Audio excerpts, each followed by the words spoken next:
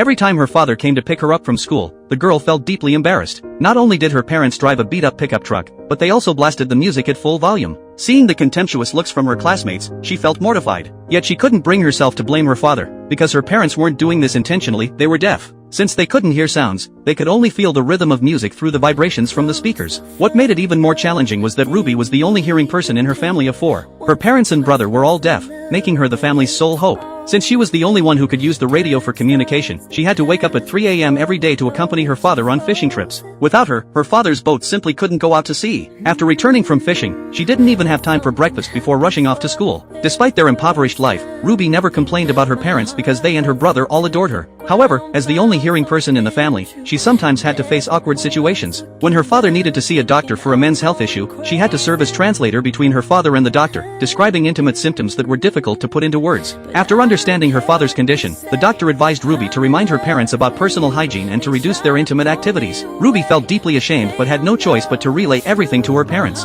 Gradually, she began to adapt to all of this and grew accustomed to her classmates' mockery. However, like many young girls, she developed a crush on a boy at school, yet she never dared to confess her feelings. When she learned that Miles had joined the choir, she immediately signed up as well. Fortunately, the teacher paired her with Miles as partners. To practice their duet, Ruby brought Miles home. But as soon as they walked through the door, they heard the sounds of her parents being intimate. Ruby immediately felt mortified. She had to go outside their room and frantically turn the lights on and off to get their attention. However, her parents still didn't notice. Ruby had no choice but to ask Miles to leave first. She felt utterly hopeless, believing that she and Miles could never have a future together. But when she arrived at school the next day, she discovered something even more shocking.